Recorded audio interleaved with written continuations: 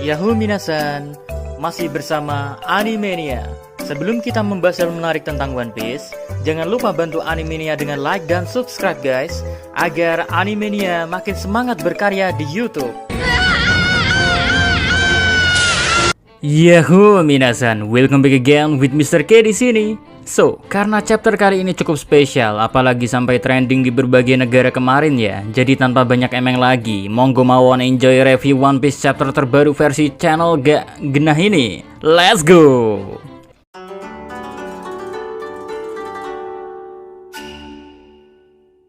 Chapter kali ini dimulai dengan sebuah color sprite SHP crew full kecuali Jinbe ya. Mereka semua tampil dengan gaya yang sangat cool karena sedang menikmati DJ Sanji yang sedang memainkan alat musiknya. Alat musik atau alat DJ nih ya. Lalu, apakah ada arti menarik dari color sprite ini? Tentu ada, cuma karena udah jadi prinsip Mr. K gak terlalu srek membaca clue hanya dari color sprite, Mimin gak akan banyak memprediksi color sprite ini. Hanya dua hal saja yang membuat Mimin sangat tertarik di color sprite terbaru ini ya, yaitu bekas luka mata kiri Zoro udah gak ada dan sebuah disket musik yang dipegang Luffy tertulis Bing Sake. Dua hal ini di pikiran yang penuh imajinasi akan jalan cerita One Piece. Mungkin saja artinya Zoro akan membuka mata kirinya sesegera mungkin dan akan ada momen paling membuat semua fans bakalan nyesek hingga lagu Bing Sake harus menjadi obat akan hal ini. Ya, hanya itu aja sih yang ingin Mimin ungkapkan. Tapi kalau kalian masih penasaran, ada sebuah channel One Piece yang pemikirannya Mimin sangat respect lah. Dari sebuah color sprite bisa membuat clue-clue menarik akan jalan cerita yang ada. Jadi supportlah channel beliau, oke? Gak perlu Mimin sebutkan namanya, wong udah bisa dilihat sejelas ini kan? Cerita dimulai dengan melanjutkan serangan Eustace Kid yang sukses menghantam Apo dengan sangat keras. Bahkan sukses membuat Apo terluka lumayan sih. Tapi Kid merasa gak puas walau sudah berhasil membuat Apo sampai babak belur hanya dengan sekali serangan saja ya. Oleh karena itulah Kid di sini ingin menuntaskan urusannya dengan Apo. Bahkan Kid pun langsung menghampiri Apo lagi untuk mengeluarkan unek-uneknya yang selama ini dipendamnya. Kecurigaannya tentang Apo yang terlalu proaktif saat menjadi aliansinya harusnya sudah jadi alasan baginya untuk tahu betul kalau Apo sebenarnya adalah informan Kaido. Nah, Apo pun yang mendengar semua apa yang Kid ucapkan tak membantahnya sama sekali. Malahan dia jujur pada Kid kalau dirinya memang sengaja mengkhianati Kid karena menjatuhkan Kaido yang merupakan salah satu Yonko bagi Apo adalah hal yang sangat mustahil. Kid disuruh untuk Tangio, mimpimu kadoan. Sebuah aliansi bajak laut gak akan pernah bisa berakhir dengan happy ending. Cukup berani juga ya dalam posisi seperti ini Apo berbicara seapenae dewe, padahal dia terluka lumayan parah. Ternyata si pemakan buah iblis instrumen musik ini ya tiba-tiba langsung menyerang Kid dengan fighting musiknya Slash, membuat Eustace Kid tertebas dan langsung terpental beberapa langkah dari Apo. Menariknya, walau Kid tertebas, dia masih bisa tersenyum sambil mengatakan ucapan yang bakalan mengingatkan semua orang pada mantan, yaitu sampah. Yaps, bagi Kid yang telah dihianati oleh Apo dan Apo pun tidak membela dirinya atau memberi alasan yang bisa membuat Kid memaafkan Apo ya. Bahkan Apo harus belak-belakan dengan Kid kalau sejak awal aliansinya hanyalah omong kosong belaka. Jadi pantas saja kalau Kid menyebut Apo sampah. Next, sebelum kita lanjut ke pertikaian Apo dan Kid, di momen ini pula kita mendapati Queen yang kagetnya minta ampun melihat Kid yang harusnya ada di penjara Udon, nongol juga di Onigashima. Problem yang awalnya hanya Luffy saja, kini jadi ditambah Kid, membuat Queen makin shock dan bingung harus menyalahkan keadaan ini pada siapa. Padahal dia percaya ucapan Babanuki yang bilang kalau Udon baik-baik saja. Lah kini di depan mata Queen ada dua kapten generasi terburuk sedang mengacau di Onigashima. Jadi tambah musmut pikiran Queen ya. Makanya saat ditanya anak buahnya kalau menangkap hidup-hidup orang-orang yang mengacau di sini akan terasa sangat sulit, Queen langsung mengizinkan siapapun diberi izin untuk membunuh mereka. Jadi makin semangat 45 dah para Beast Pirates yang ngumpul di sini. Apalagi siapapun yang bisa menghandle para generasi terburuk maka bisa dapat jatah kursi Tobiropo. Tapi apakah semudah itu Ferguso? Mereka pikir ngebunuh Kid dan Luffy bakalan easy peasy apa? Belum tahu aja mereka apa yang bisa dilakukan para idiot-idiot bajak laut gila ini ya. Next, kembali lagi ke posisi Kid yang sedang fokus pada Apo. Tapi kayaknya gak bisa fokus lagi sih, karena di sekeliling Kid udah ada banyak smile user yang mengelilinginya. Killer saja sampai ikutan turun tangan loh untuk membantu sang kapten dari dikeroyok smile user. Bahkan Killer mengajak kaptennya untuk sementara kabur dari kekacauan ini. Respon Kid sih mendengar saran dari partnernya, tapi ya Kid bimbang antara mau kabur atau enggak, karena baginya menghabisi Apo udah jadi tujuan wajib sih.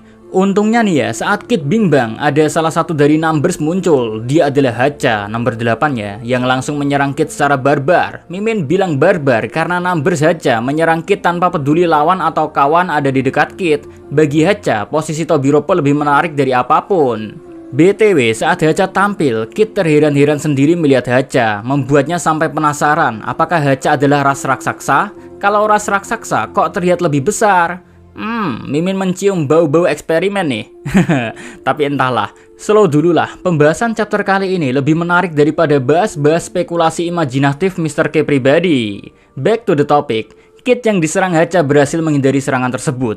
Cuma bahaya yang menanti Kid gak berhenti sampai di sini guys. Dari arah samping dimana Kid gak memperhatikan arah ini ya, ada panah bom yang dilancarkan padanya. Untungnya di saat panah bom ini mau mencapai Kid, bantuan tak terduga datang. Luffy datang membantu Kid dengan menangkis panah bom tadi. Sang Baka Sencho muncul di depan Kid bukan tanpa alasan ya. Di sini dia muncul untuk mengajak Kid kabur menuju kastil agar bisa lolos dari kekacauan ini. Mimin stop dulu di sini ya. Maksud Luffy bilang kastil itu kastil yang mana, ge? Setahu Mimin, kastil di Onigashima mengarah hanya pada satu kastil saja, yaitu kastil milik Kapten Beast Pirates, Hyakuju no Kaido. Kalau emang kastil ini yang dimaksud, bakal makin seru aja pemanasan sebelum perang besar Wano Kuni ini dimulai. Next, kembali ke Luffy yang menolong Kid ya. Ternyata Zoro juga udah nongol aja di sini. Jadi sekarang klop sudah kalau disebut dua kapten wakil kapten ikut beraksi. Kid dan Killer, Luffy dan Zoro, mereka berempat akhirnya sepakat untuk kabur dari sini agar bisa lolos dari kekacauan. Cuma di momen ini pula ada hal yang membuat banyak fans senyum-senyum sendiri ya. Gimana gak senyum? Luffy menuduh Kid kalau kekacauan ini dimulai karena ulah Kid. Kalau tahu Kid mengacau, Luffy pastinya menghentikan Kid. Terus Zoro bukannya ngedukung kaptennya ya, malah ngecengin Luffy. Harusnya kata-kata tersebut gak pantas keluar dari mulut Luffy. Sementara itu Kid asal nyeletuk, begitupun kau Zoro, kau sama saja. Sementara ya, Killer dalam hatinya bilang, mereka semua idiot. Boleh juga ya Killer gak ketularan penyakit menarik tersebut. Next, kita lanjut lagi. Karena 4 sekawan udah setuju kabur, mereka pun langsung cap cip cus sekuat tenaga berlari menuju tempat yang Luffy bicarakan tadi. Tapi tentu saja pelarian ini gak akan mudah bagi mereka karena ada banyak smile user yang mengejar. Dan Scratchman Apo ternyata juga gak mau membiarkan mereka berempat lolos begitu saja dengan mudahnya. Apo guys di sini mengaktifkan fighting musiknya, tapi menariknya Killer langsung bilang pada Luffy, Zoro, dan Kid untuk menutup telinga mereka. Trio idiot pun menutupnya. Lalu Apo memainkan nada boom, tapi gak terjadi apa-apa pada tubuh Luffy, Zoro, dan Kid. Apo pun kelihatan jengkel serangannya gak berpengaruh pada mereka. Dan di sini alasan kekuatan Apo gak berpengaruh pada Luffy, Kid, dan Zoro dijelaskan oleh Killer. Kalau serangan Apo bisa dilakukan dimanapun selama target ada pada jarak pendengaran. Simpelnya, jika mendengar nada serangan Apo, mustahil bisa menghindarinya. Jadi menutup telinga serapat-rapatnya sampai gak bisa mendengar suara apapun adalah jalan satu-satunya bisa lolos dari serangan Apo. Yaps, only nutup telinga atau menjauh dari jarak yang cukup jauh agar suara nada serangan Apo gak terdengar adalah cara terbaik menghindari serangan rapper ini. And BTW, cocok logi Mimin kemarin salah total. Udah capek-capeknya main sama hukum fisika, udah sensei jungkir balikan pendapat Mimin dengan cara yang amat simple. So, Mimin salah. Anyway, di momen ini pula kita jadi mengerti kalau alasan seorang Killer bisa memakan buah smile terus jadi salah satu pleasure itu bukan karena dipaksa, melainkan karena ditipu oleh Shogun ganteng paling baik hati, Kurozumi Orochi. Yang dulunya bilang pada Killer kalau makan buah smile maka Killer diberi kesempatan untuk menyelamatkan kaptennya. Dan tanpa pikir panjang pun, karena Kid adalah sahabat Killer juga ya, dia pun langsung makan buah smile. Jadi pleasure, ketipu, dan jadi pribadi baru yang sangat dibenci olehnya sendiri. So, sampai di sini Mimin juga gak kaget kalau Killer nantinya bakal membantu Zoro menghabisi Kurozumi Orochi. Loh, Min, kenapa Anda berpikiran Zoro bakal baku hantam dengan Orochi? Karena lawan King gak jadi Zoro kayaknya guys. Next, kita beralih ke posisi Wusbu berada. Di sini dia sudah mengumpulkan beberapa bawahannya untuk mencari Yamato. Wuswu sih juga tahu kalau Kid dan Luffy mengacau di sini dan lumayan heran lah generasi terburuk ini berhasil kabur dari Udon. But tetap aja ya, hal ini gak membuat Wuswu tertarik sama sekali. Baginya Luffy dan Kid hanyalah tikus saja. Wow, berani juga ya. Terus fokus utama Wuswu tetap mencari Yamato dan dia gak mau kalah dalam hal ini dari Sasaki. Oh iya, Wuswu juga udah tahu kalau Queen berencana membunuh salah satu anggota Tobiropo. Tapi kayaknya Wuswu juga gak peduli akan keinginan Queen mau membunuh siapa. Karena Wuswu kebetulan juga ingin membunuh seseorang pula. Weh, menarik nih. Ada dua kemungkinan yang akan dibunuh Wuswu. Kalau gak dari Tobiropo sendiri ya salah satu dari All-Star. Anyway, kelompok Wuswu temanya adalah kucing. Terlihat dari mayoritas anggotanya yang kelihatan seperti itu sih. Dari sini, imajinasi Mimin kebayang. Tobiropo dua anggotanya udah tampil yaitu Ancient Zoan. Kalau Wuswu Ancient Zoan juga apa mungkin jenisnya Sabertooth? Bulah. Next, pindah momen keribuan pasukan aliansi yang dipimpin oleh Kinemon yang masih berada di jalur timur menuju ke kediaman Kaido. Terlihat juga Chopper and the Gang yang naik Brachio Tank beserta Sanji udah ikut Kinemon di sini guys. Nah, agar bisa menyusup secara diam-diam, Kinemon pun mulai mengatur rencana lagi. Di tengah-tengah perjalanan, Kinemon akan membagi separuh pasukan lagi untuk berpencar jadi dua lagi agar bisa lebih efisien dalam mengecoh Kaido dari jalur depan dan belakang ada. Tapi tetap saja Kinemon mau melakukan rencana ini masih bimbang karena dirinya mengkhawatirkan Momo. Untungnya ya Nami dan Carrot menyemangati Kinemon kalau urusan Momo, Nami, Shinobu dan Carrot akan membantu berusaha menyelamatkan Momo. Jadi Kinemon bisa fokus memimpin pasukan aliansi ini dalam mengatur rencana apapun. Kinemon pun otomatis jadi tenang mendengar hal ini, so dia udah bisa fokus lagi memimpin pasukan ini hingga mencapai ke titik perpisahan agar grup menjadi dua. Cuma ketika Kinemon sampai ke titik perpisahan ya, dimana harusnya ada sebuah jalur aman untuk sampai ke tempat tujuan, malah di sini muncul sebuah bangunan baru, bukan bangunan biasa lagi. Bangunan ini adalah tempat enak-enak, biasa dikenal dalam bahasa yang paling keren, tempat jajan para gentleman yang gak setia sama pasangan. Rumah bordir lah gampangnya. BTW, rumah bordir ini dimiliki oleh Black Maria, salah satu Tobiropo. Jangan sampai bayangin yang enggak-enggak ya kalian. BTW, Sanji yang melihat ada tempat enak-enak, seketika jiwa kebahagiaannya bangkit. Tanpa sadar, tubuhnya bergerak sendiri masuk ke tempat tersebut. Begitu masuk, Sanji kecewa berat karena gak ada ladies penghibur sama sekali. Zero, kosong melompong sepi cuy. Well, Kinemon yang begitu melihat Sanji ekspresinya seperti itu, jadi merasa yakin kalau melewati rumah bordir ini sangatlah aman karena gak ada siapa-siapa. Ribuan pasukan pun langsung diberi komando Kinemon untuk terus maju. Mumpung rumah bordir kosong gak ada orang, jadi keadaan bakal aman sentosa hingga sampai ke tempat tujuan. But saat Kinemon berpikir terlalu positif, dari sisi jendela rumah bordir yang kita tahu sendiri Big Mom sedang mandi di rumah bordir ini ya, mendengar suara berisik. Jadinya ya wanita cantik ini membuka jendelanya untuk melihat keadaan di luar. Begitu dibuka ya, Big Mom yang tanpa sehelai benang pun hanya melihat Chopper. Lalu kemana semua suara berisik langkah kaki ribuan pasukan tadi? Jawabannya mereka pada nyemplung ke air, sementara Chopper ketinggalan karena sedang bahagia-bahagianya naik Brachio Tank. Mau gak mau menghadapi romansa bersama Big Mom sendirian.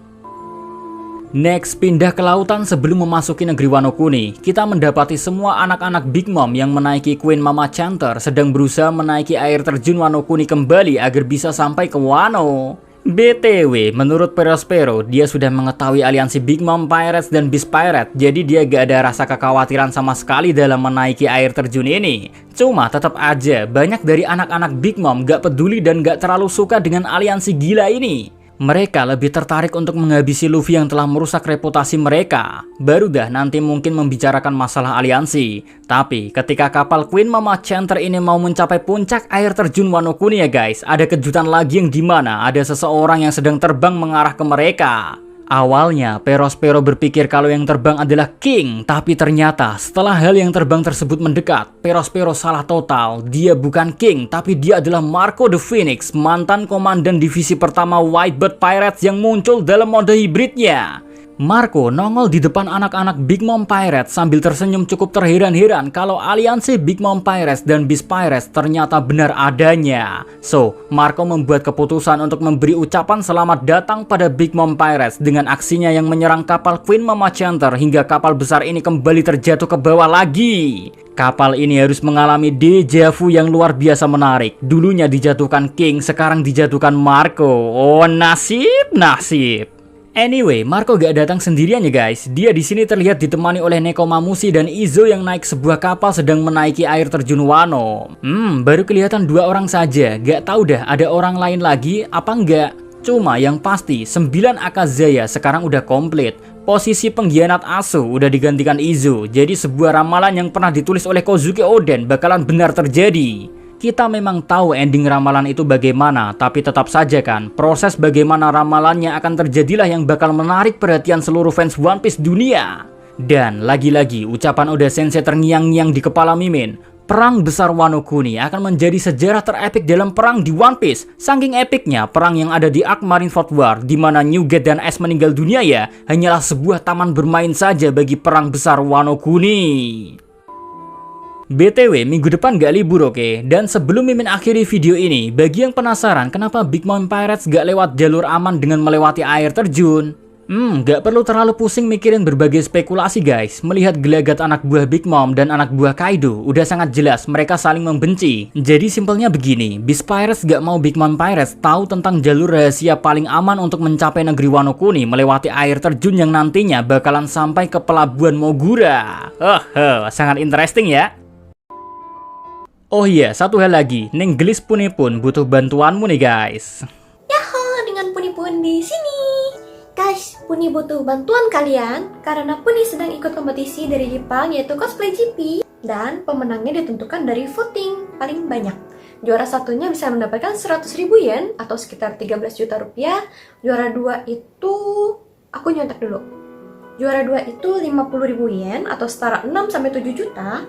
Dan juara 3-nya adalah 30.000 yen atau setara dengan 4 juta rupiah.